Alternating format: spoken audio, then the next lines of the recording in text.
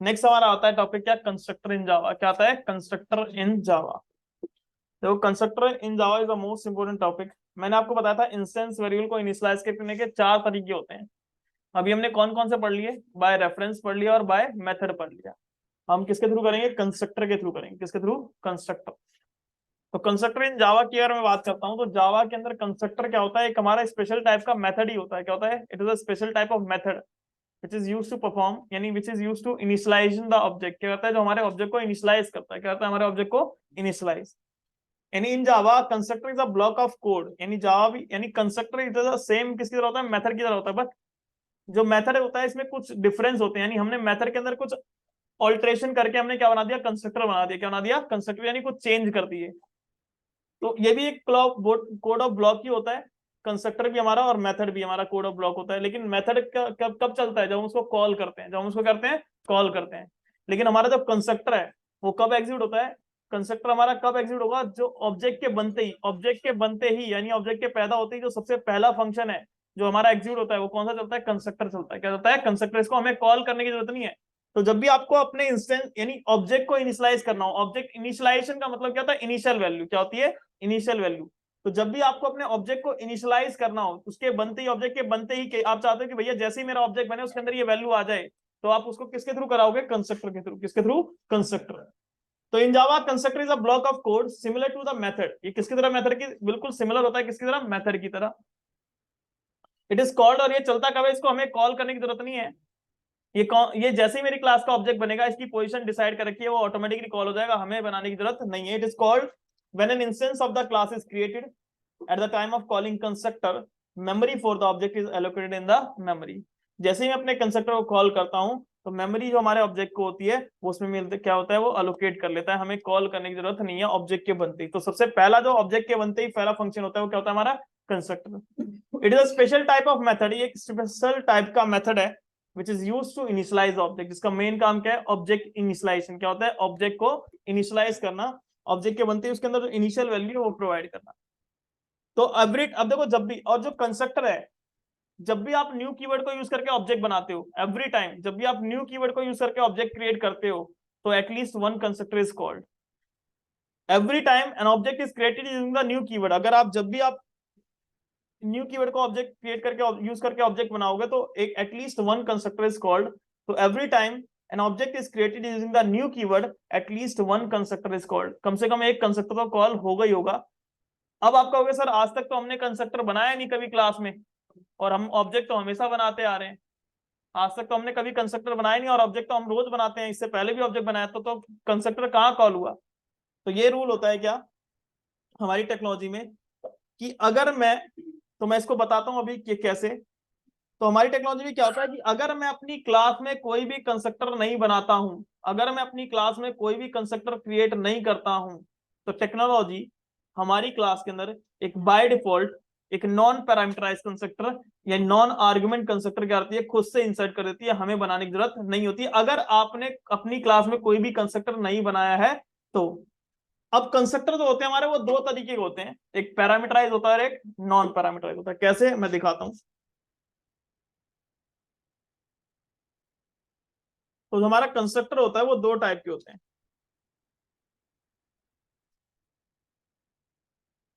हमारे पास ये दो टाइप के कंस्ट्रक्टर होते हैं।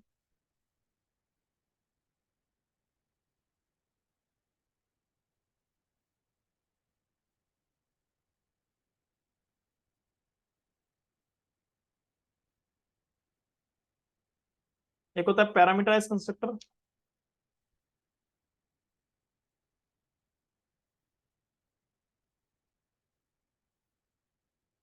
इसको हम, और एक होता है नॉन पैरामीटराइज, या इसको नॉन आर्गुमेंट कंस्ट्रक्टर भी बोलते हैं। क्या बोलते हैं इसको हम, नॉन आर्ग्यूमेंट कंस्ट्रक्टर। क्या बोलते हैं इसको हम, नॉन आर्गुमेंट कंस्ट्रक्टर। तो पैरामीटराइज कंस्ट्रक्टर क्या होता है, और नॉन, इसको इसको हम प्रोग्रामर्स ने इसका नाम एक दे रखा है डिफॉल्ट कंस्ट्रक्टर। हम प्रोग्रामर ने इस नॉन आर्गुमेंट कंस्ट्रक्टर को क्या बोलते हैं, हम इसको हम डिफॉल्ट कंस्ट्रक्टर भी बोलते हैं। क्या बोलते हैं, डिफॉल्ट कंस्ट्रक्टर। इसको हम डिफॉल्ट कंस्ट्रक्टर भी बोलते हैं। जो हम प्रोग्रामर्स ने इसका नाम दे रखा है। क्योंकि अगर मैं अपनी क्लास में कोई भी कंस्ट्रक्टर नहीं बनाता हूँ तो टेक्नोलॉजी जो इंसर्ट करती है वो नॉन आर्गुमेंट कंस्ट्रक्टर इंसर्ट करती है, इसीलिए इसको क्या बोलते हैं हम डिफॉल्ट कंस्ट्रक्टर भी बोलते हैं। अब इनकी बनते कैसे, जैसे मान लो अब इसके कुछ रूल्स होते हैं। अब रूल क्या होते हैं कंस्ट्रक्टर को बनाने के, there are two rules defined for the constructor in a class. जैसे हम मेथड बनाते थे वैसे ही बनेगा, बस कंस्ट्रक्टर का जो नाम होता है, constructor name must be the same as a class name. तो हमेशा मेरा कंस्ट्रक्टर का नाम होता है, हमेशा वो किसके नाम पे सेम होगा, क्लास के नाम पे। जो कंस्ट्रक्टर का नाम होगा हमेशा वो किसके नाम पे सेम होगा, क्लास के नाम पे सेम होगा। और दूसरा होता है constructor must have no explicit return type. Constructor का कोई भी अपना खुद का, जैसे मेथड बनाते हैं तो उसके आगे वर्ड लिखते हैं, इंट लिखते हैं, लेकिन कंस्ट्रक्टर का कोई भी एक्सप्लिसिट रिटर्न टाइप नहीं होता है। कंस्ट्रक्टर का कोई भी एक्सप्लिसिट रिटर्न टाइप नहीं होता है, हमें उसके आगे कोई रिटर्न टाइप नहीं लगाते हैं, क्योंकि हर फंक्शन की लाइफ में एक लिमिटेशन होती है कि वो अपनी लाइफ में सिर्फ एक बार वैल्यू रिटर्न कर सकता है। जो हमारी रेफरेंस आईडी आती है हमारे रेफरेंस वैल्यू के अंदर, वो तो कहीं ना कहीं से रिटर्न होके आती है। तो इंटरनली टेक्नोलॉजी क्या करती है, उस कंस्ट्रक्टर से करंट क्लास का ऑब्जेक्ट रिटर्न करा लेती है। तो अब यानी उसने एक बार वैल्यू रिटर्न कर दी इंटरनली, तो इससे दोबारा लाइफ में तो हम कोई वैल्यू रिटर्न करा नहीं सकते हैं, इसलिए उन्होंने एक रूल बना दिया कि भाई आप कंस्ट्रक्टर का कोई भी रिटर्न टाइप नहीं लिख सकते। आप कंस्ट्रक्टर तो अगर नहीं रूल ही हो गया तो कोई लिखेगा नहीं और ना कोई भी कोई वैल्यू रिटर्न कराएगा। ठीक है, तो कंस्ट्रक्टर अगर आपसे कोई क्वेश्चन पूछता है कि भाई कंस्ट्रक्टर कोई वैल्यू रिटर्न करता है, तो हाँ वो इंटरनली एक इंस्टेंस रिटर्न करता है, लेकिन हम उससे खुद से रिटर्न टाइप रिटर्न नहीं करा सकते, वो टेक्नोलॉजी इंटरनली एक रेफरेंस आईडी उससे रिटर्न करा लेती है। उसके बाद आता है जावा कंस्ट्रक्टर जो होता है हमारा, कैन नॉट बी, ना तो मैं उसको स्टैटिक बना सकता हूँ, एब्स्ट्रैक्ट में आगे पढ़ाऊंगा, ना ही मैं उसको एब्स्ट्रैक्ट बना सकता हूँ, ना ही मैं उसको फाइनल बना सकता हूँ, और ना ही मैं सिंक्रोनाइज बना सकता हूँ, कुछ नहीं बना सकता। ठीक है, तो देखो जैसे कंस्ट्रक्टर का नाम, अब मैं यहाँ पर जैसे एग्जांपल तो मैंने एक क्लास बनाई टेस्ट के नाम से। पैरामीटराइज कंस्ट्रक्टर क्या होगा, इसके क्लास के नाम से, यानी कंस्ट्रक्टर का नाम किसके नाम पे सेम होता है, क्लास के नाम से। इसका कोई रिटर्न टाइप नहीं होता, तो इसका कोई रिटर्न टाइप नहीं है, लेकिन ये पैरामीटराइज है, मतलब इसके अंदर कुछ नॉर्मल ऐसे पैरामीटर जाएंगे, जैसे मैंने इंट एक्स और इंट वाई पास कर दिया, इसको बोलते हैं पैरामीटराइज कंस्ट्रक्टर। ये बताऊंगा इनको कब यूज करना है और डिफॉल्ट को कब यूज करना है। ये मेरे पास एक पैरामीटराइज कंस्ट्रक्टर है।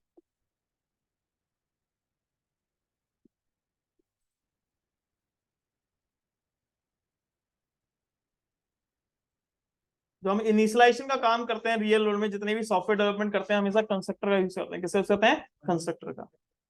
ये मेरा पैरामीटराइज कंस्ट्रक्टर। अगर मैं नॉर्मल बात करूं तो क्लास मैंने बनाई टेस्ट, यहाँ पर भी क्लास कंस्ट्रक्टर नाम क्लास के नाम से ही होगा, कोई दिक्कत नहीं, हमेशा कंस्ट्रक्टर नाम क्लास के नाम, बस इसके अंदर कोई पैरामीटर नहीं होगा, इसके आर्गुमेंट में कोई भी पैरामीटर नहीं होगा। तो ये कैसा कंस्ट्रक्टर होता है, ये एक डिफॉल्ट कंस्ट्रक्टर होगा, non argument constructor, non argument constructor.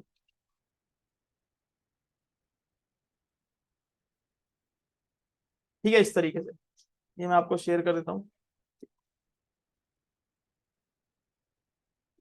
चलते हैं आगे। अब ये दो हमारे पास, एक नॉन आर्गुमेंट कंस्ट्रक्टर और कैसा कंस्ट्रक्टर है, पैरामीटराइज कंस्ट्रक्टर।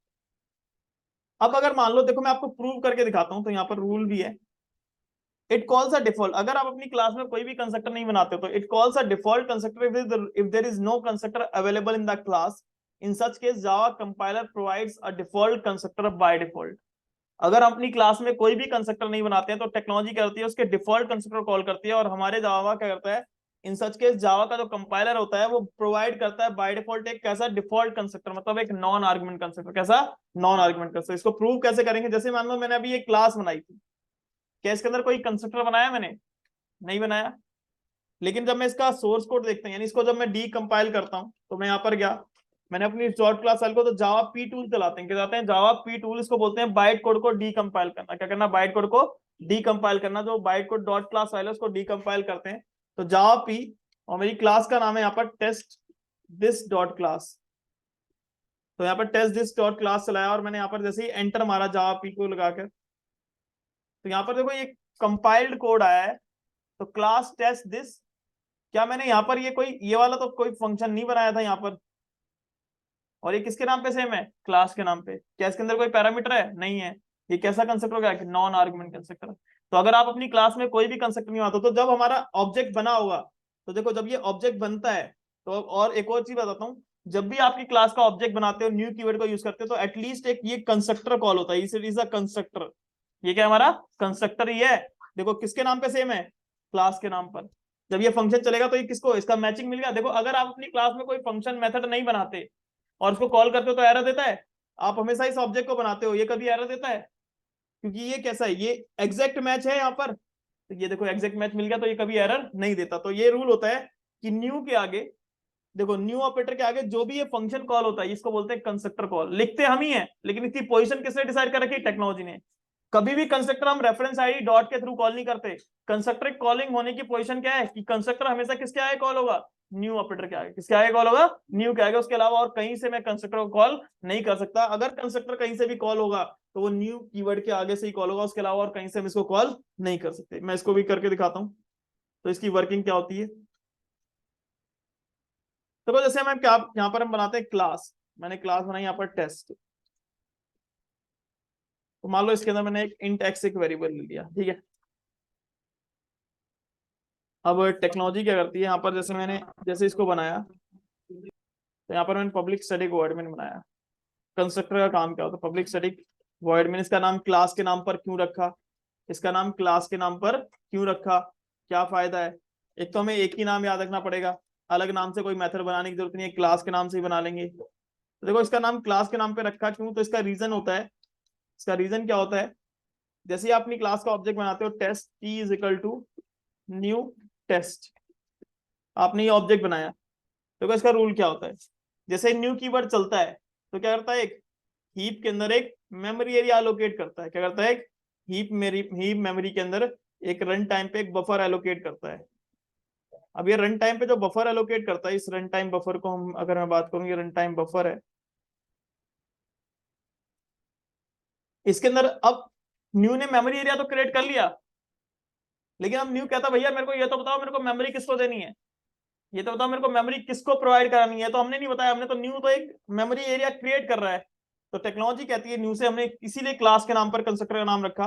टेक्नोलॉजी कहती है न्यू से भाई जिस नाम का तेरे आगे फंक्शन कॉल हो रहा हो, जिस नाम का तेरे आगे फंक्शन कॉल हो रहा हो, तो उस नाम की क्या ढूंढियो, क्लास ढूंढियो। किस नाम की क्लास ढूंढियो, क्लास ढूंढियो। और जो उसके अंदर इंस्टेंस वेरिएबल हो, जो उसके अंदर वेरिएबल हो, उनको मेमोरी क्या कर दी यहाँ पर प्रोवाइड करा दी। जो उस क्लास के वेरिएबल होंगे उनको मेमोरी कहाँ मिल जाती है, हमारे इस ऑब्जेक्ट के अंदर मिल जाती है। तो जिस नाम के वो टेक्नोलॉजी न्यू कहता है, तो न्यू ने क्या करा उस नाम के टेस्ट, इसलिए कंस्ट्रक्टर का नाम किसके नाम पे रखा, क्लास के नाम पे। इससे दो काम हुए, एक तो हमें एक ही नाम याद रखना पड़ा, कोई अलग से मेथड बनाने की जरूरत नहीं पड़ी। और टेक्नोलॉजी ने क्या करा, उसी नाम की क्या बनाई, क्लास बनाई। तो उसी क्लास को वो ढूंढता है और उसके जो मेंबर होते हैं, लोकल वेरिएबल नहीं, जो क्लास के मेंबर होते हैं, उनको हमारे ऑब्जेक्ट के अंदर मेमोरी प्रोवाइड कर देता है। समझ में आया। तो ये भी क्या है, ये हमारा कंस्ट्रक्टर है। यहाँ पर ये कंस्ट्रक्टर कॉल हो रहा है, क्या बोलते हैं इसको हम, कंस्ट्रक्टर कॉल। और कंस्ट्रक्टर हमेशा न्यू के आगे कॉल होगा, किसी और के आगे कॉल, किसी डॉट ऑपरेटर के थ्रू हम इसको कॉल नहीं कर सकते। इसीलिए क्या बोलते हैं, ये constructor is a special type of function. Constructor is a special type of function. Function का मतलब देखो, what is the difference between function and method. Function और मेथड के बीच में डिफरेंस क्या है, हम फंक्शन भी बोल सकते हैं, मेथड भी बोल सकते हैं। अगर आपसे कोई क्वेश्चन पूछता है कि what is the difference between function and method, तो फंक्शन क्या होता है, जो बिना डॉट के कॉल होता है, जो इंडिपेंडेंट होता है, जिसको कॉल करने के लिए किसी डॉट ऑपरेटर की रिक्वायरमेंट नहीं होती। लेकिन जो मेथड होता है वो हमेशा किसी ना किसी डॉट ऑपरेटर के थ्रू कॉल होगा, वो क्या होता है, हमारा मेथड होता है। समझ में आया। तो ये हमारा इस तरीके से कंस्ट्रक्ट होगा। नेक्स्ट हम आगे चलते हैं। तो जैसे मैंने बताया, calls a default constructor if there is no constructor available in the class. In such case Java compiler provides a default constructor by default. तो there are two types of constructor in Java, एक non argument constructor और एक parameterised constructor है। अच्छा, अब इसको constructor क्यों बोलते हैं, इसको कंस्ट्रक्टर क्यों बोलते हैं। जैसे रियल वर्ल्ड में कंस्ट्रक्शन कंपनीज होती हैं, तो उनका काम क्या होता है, बिल्डिंग बनाते हैं। क्या कभी आपने कंस्ट्रक्शन कंपनी के मालिक को बिल्डिंग बनाते देखा है। बिल्डिंग कौन बनाती है, लेबर बनाती है। बिल्डिंग कौन बनाती है, लेबर। लेकिन उस लेबर को रिसोर्स कौन प्रोवाइड करता है, उसको पैसे कौन देता है कि भाई मटेरियल के लिए पैसे लेकर आने, वो कौन प्रोवाइड कराता है,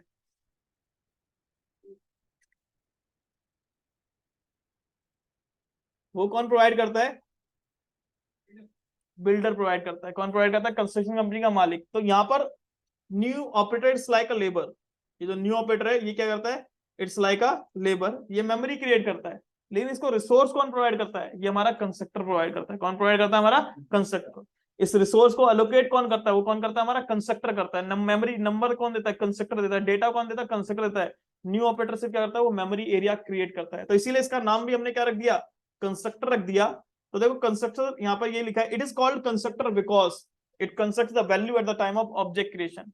इसका सबसे बड़ा एडवांटेज ये है कि ऑब्जेक्ट के क्रिएशन टाइम पे ही हो जाता है, अलग से हमें कॉल करने की जरूरत नहीं है। और एक इनिशियलाइजेशन, ऑब्जेक्ट इनिशियलाइजेशन मतलब लाइफ में सिर्फ एक ही बार होगा इनिशियल वैल्यू। इनिशियल वैल्यू मतलब तो पहली बार होती है जब ये घर बना होगा या बिल्डिंग बनी होगी, तो इसके ऊपर पहला पेंट हुआ होगा, उसकी इनिशियल वैल्यू होती है। कहते हैं ना जब पेंट दिखने लगता है, जैसे ये पेंट दिख रहा है तो कहते हैं इसका इनिशियल कलर है। मतलब इनिशियल मतलब जो ऑब्जेक्ट के बनते ही जो उसमें वैल्यू डलेगी, वो काम हम किसके थ्रू कर सकते हैं? कंस्ट्रक्टर के थ्रू। और इसको लाइफ में एक ही बार कॉल होगा जब ऑब्जेक्ट बनेगा, दोबारा तो कॉल होगा नहीं, क्योंकि हम, और जो मेथड होता है उसको हम बार बार कॉल कर सकते हैं। और मेथड कब चलता है? जब मैं उसको कॉल करूंगा, नहीं तो जब तक चलेगा नहीं। कंस्ट्रक्टर ऑटोमेटिकली चल जाएगा जैसे ही हमारी क्लास का बनेगा ऑब्जेक्ट बनेगा। We can use access modifier. हाँ, access modifier use कर सकता हूँ while declaring a constructor it controls the object creation. In other words, we can have private, protected, public or default constructor in Java. यानी while declaring a constructor it controls the object creation. In other words, we can have private, protected, public और default constructor in Java. क्या होना चाहिए? ये चार तरीके के हम एक्सेस मॉडिफायर तो सारे यूज कर सकते हैं, लेकिन अगर मैं अपने कंस्ट्रक्टर को प्राइवेट बना दूंगा तो मेरी क्लास का ऑब्जेक्ट कोई दोबारा बाहर नहीं बना सकता। अगर मैंने अपने कंस्ट्रक्टर को प्राइवेट बना दिया तो हमारी क्लास फुल्ली सिक्योर हो गई। अब उसको कोई दूसरा ऑब्जेक्ट किसी दूसरी क्लास में ऑब्जेक्ट भी क्रिएट नहीं कर सकता। टाइप्स ऑफ कंस्ट्रक्टर तो मैंने बता दिया, दो टाइप के होते हैं। तो if there is no constructor available in the class, compiler automatically creates a default constructor. अब आता है what is the purpose of default constructor या नॉन आर्गुमेंट कंस्ट्रक्टर? क्या पर्पस होता है डिफॉल्ट कंस्ट्रक्टर का? अगर सिंपल रीजन की बात करूं तो अगर आपको अपने हर एक ऑब्जेक्ट से, आपको अगर अपने हर एक ऑब्जेक्ट से सेम टास्क परफॉर्म कराना हो, अपने हर एक ऑब्जेक्ट से जितने बार ऑब्जेक्ट क्रिएट हो सेम टास्क परफॉर्म होता रहे, तो उस केस में आप किसका यूज करते हो? डिफॉल्ट कंस्ट्रक्टर का। और जो डिफॉल्ट, जैसे मैंने इंस्टेंस वैल्यू को बताया था कि अगर मैं इंस्टेंस वैल्यू को इनिशियलाइज नहीं करता हूं तो टेक्नोलॉजी उसको डिफॉल्ट वैल्यू प्रोवाइड कर देती है। तो टेक्नोलॉजी करती है उसको डिफॉल्ट वैल्यू प्रोवाइड करती है। तो वो डिफॉल्ट वैल्यू कौन प्रोवाइड करता है? हमारा ये डिफॉल्ट कंस्ट्रक्टर। यानी the default constructor is used to provide the default values to the object like zero और null according to data type. समझ में आया? इस तरीके से। तो मैं आपको पहले ये करके दिखाता हूँ, फिर मैं आपको पैरामीटराइज करके दिखाता हूँ। तो डिफॉल्ट कंस्ट्रक्टर का यूज क्या होता है? जब आपको हर एक ऑब्जेक्ट से सेम काम कराना हो तो आप उस केस में डिफॉल्ट कंस्ट्रक्टर का यूज करते हो। तो मैंने यहाँ पर एक क्लास बनाई स्टूडेंट के नाम से, इसके अंदर मैंने इंट एसटीयू आईडी ले लिया, स्ट्रिंग एसटीयू नेम ले लिया, स्ट्रिंग एसटीयू कोर्स ले लिया। ये मैंने अलग अलग चीजें ले ली। उसके बाद मैंने यहाँ पर एक कंस्ट्रक्टर बनाया। तो कंस्ट्रक्टर नाम किसके नाम पे सेम है? क्लास के नाम पे। और ये कैसा कंस्ट्रक्टर है? एक डिफॉल्ट कंस्ट्रक्टर यानी नॉन आर्गुमेंट कंस्ट्रक्टर।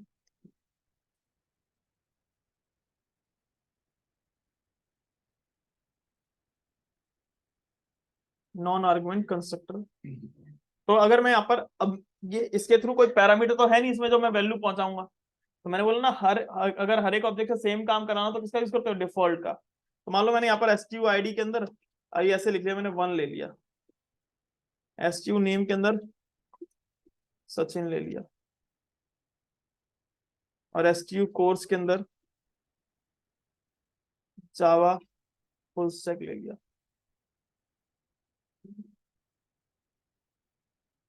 उसके बाद मैंने, अगर मैं चाहूं तो इस मेथड इसी कंसेप्ट के अंदर कोई प्रिंट भी करा सकता हूं, लेकिन मैंने एक मेथड अलग से बना लिया वॉइड डिस्प्ले के नाम से।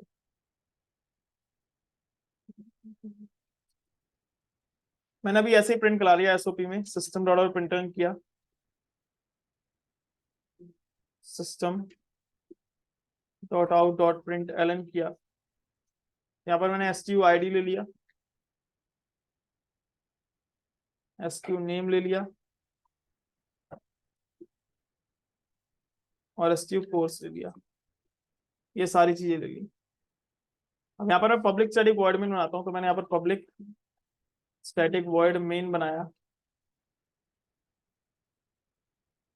ARGS। यहाँ पर मैंने अपनी क्लास का बनाया ऑब्जेक्ट। तो मैंने student S1 is equal to new student आप इसके ऊपर भी डॉट लगा के मेथड कॉल कर सकते हो, डॉट डिस्प्ले, आपको अलग से कॉल करने की जरूरत नहीं है। लेकिन हमने क्या किया, स्टूडेंट, अब ये स्टूडेंट हमने चलाया, जब अगर S1 बनाना है तो ठीक है S1 के ऊपर कॉल कर लो, नहीं तो फिर आप ऐसे कॉल कर लो। देखते हैं ऐसे चलता है कि नहीं चलता, क्योंकि मैंने अभी एनोनिमस नहीं बनाया, नॉर्मल ऑब्जेक्ट बनाया, लेकिन फिर भी मैंने उसके आगे डॉट लगा के ऑपरेटर को कॉल कर दिया। तो जैसे मैं इसको सेव करके चलाता हूँ, तो अगर मैं अपने यहाँ पर बहुत सारे ऑब्जेक्ट भी बना दूंगा, तो मैं पहले एक को करके दिखाता हूँ।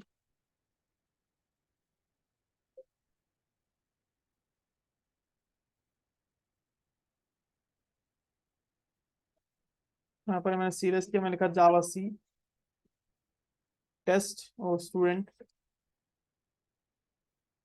कंपाइल किया मैंने, कंपाइल फाइन। तो अभी एरर दे रहा है कि void can not be converted to student, क्योंकि भैया न्यू स्टूडेंट है, तो void can not be converted to student. तो यहाँ पर हम इसको कन्वर्ट नहीं कर सकते, क्योंकि ये जो वेरिएबल है ये असाइनमेंट ऑपरेटर है ना, तो यहाँ पर इसके अंदर असाइन नहीं कर सकते ना हम, तो मैं इसको ऐसे कॉल करूंगा।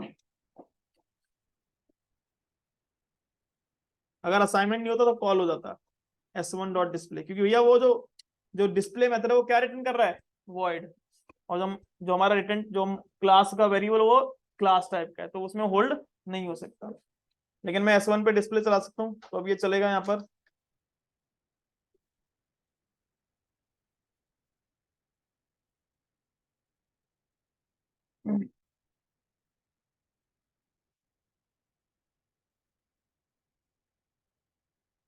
तो क्या, वन सचिन और जावा फुल स्टैक।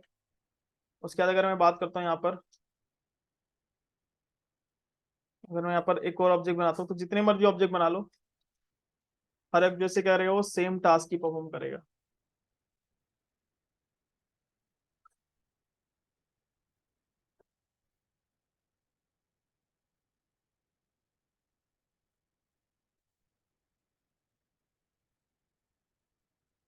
और जैसे मैं इसको रन करता हूँ,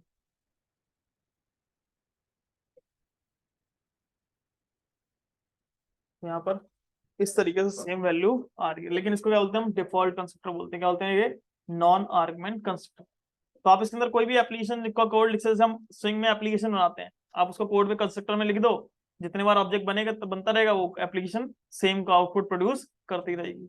तो ऐसे जब भी आपको सेम टास्क परफॉर्म कराना, तो उसके लिए आप क्या यूज करते हो, डिफॉल्ट कंस्ट्रक्टर का यूज कर सकते हो। नेक्स्ट हमारे पास आता है क्या, यहाँ पर पैरामीटराइज कंस्ट्रक्टर। क्या आता है हमारे पास, पैरामीटराइज कंस्ट्रक्टर। अब पैरामीटराइज कंस्ट्रक्टर को कब यूज करते हैं, देखो पैरामीटराइज कंस्ट्रक्टर को आप यूज करते हो, आप constructor which is a specific number of parameter, it is called a parameterise constructor. Why use a parameter constructor का यूज करोगे, जब आपको अपने हर एक ऑब्जेक्ट से डिफरेंट डिफरेंट वैल्यू प्रोवाइड करानी हो, सेम वे करानी हो, कोई दिक्कत नहीं है, तो आप उस केस में किसका यूज करते हो, पैरामीटराइज कंस्ट्रक्टर का यूज करते हो। किसका यूज करते हो, पैरामीटराइज कंस्ट्रक्टर का। जैसे आप कहीं पे अकाउंट क्रिएट करते हो, मान लो जीमेल पे अकाउंट क्रिएट करते हो, तो जीमेल के अंदर हर यूजर अपना अपना फॉर्म फिल करता है, हर यूजर की अपनी अपनी डिटेल होती है, तो उस टाइम पे कौन सा कंस्ट्रक्टर कॉल होगा, पैरामीटराइज। कौन सा कंस्ट्रक्टर कॉल होगा, पैरामीटराइज। जितनी बार फिल करोगे अलग अलग चल जाएगा। देखो मैं करके दिखाता हूँ। जैसे यहाँ पर मैंने यहाँ पर एक क्लास क्रिएट करी, एम्प्लॉय।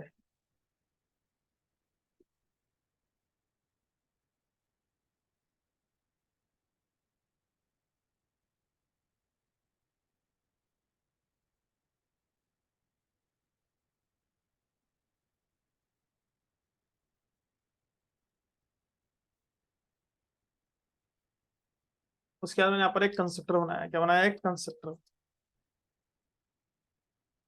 और उसके बाद मैंने यहाँ पर लिख दिया int emp id, comma string emp name, comma string emp designation.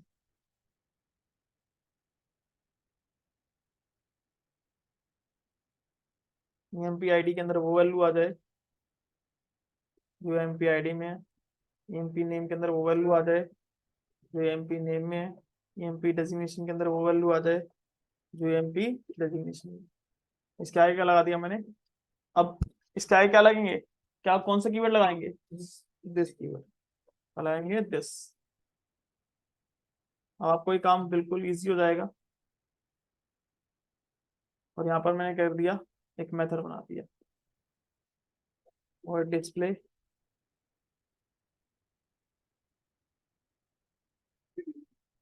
SOP किया, employ ID is EMP industry EMP ID.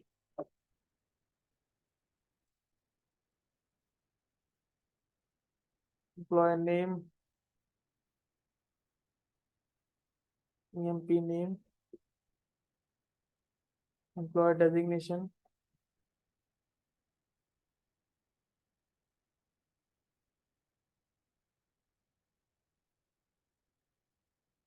EMP designation. इसके बाद मैं यहाँ पर पब्लिक स्टडी वो एडमिन बनाया।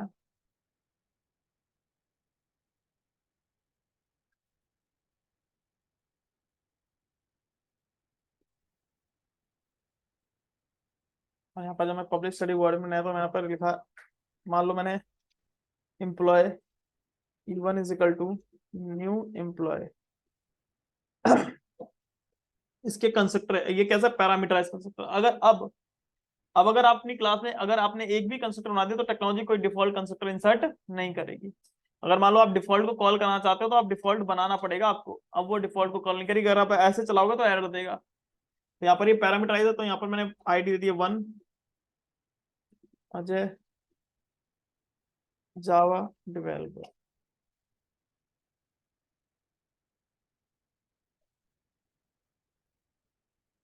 E1 dot display.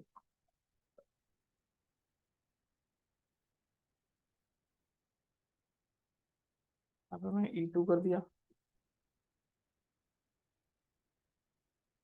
यहाँ पर E3 कर दिया और यहाँ पर भी कर दिया E3, 2 दे दिया और 3 दे दिया। अमित पाइथन और सचिन या यहाँ पर C#। तो मैंने इसको ऐसे सेव करके चलाया।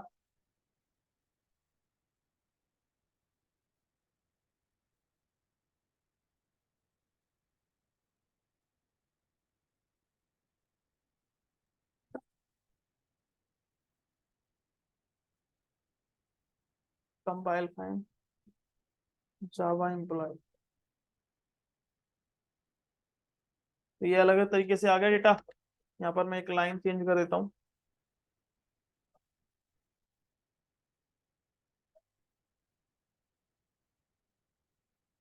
और मैं इसको CLS करता हूँ। तो यहाँ पर मैंने कर दिया, तो ये अलग अलग डेटा आ गया। समझ में आया? इस तरीके से इसको बोलते हैं क्या, पैरामीटराइज कंस्ट्रक्टर। क्या बोलते हैं इसको हम? Parameterise constructor. तो आप इस तरीके से, अब एक आप कोई रियल वर्ल्ड का प्रोडक्ट लो और उसको आप पैरामीटराइज थ्रू कंस्ट्रक्टर के थ्रू रिप्रेजेंट करके दिखाओ। जल्दी से करो।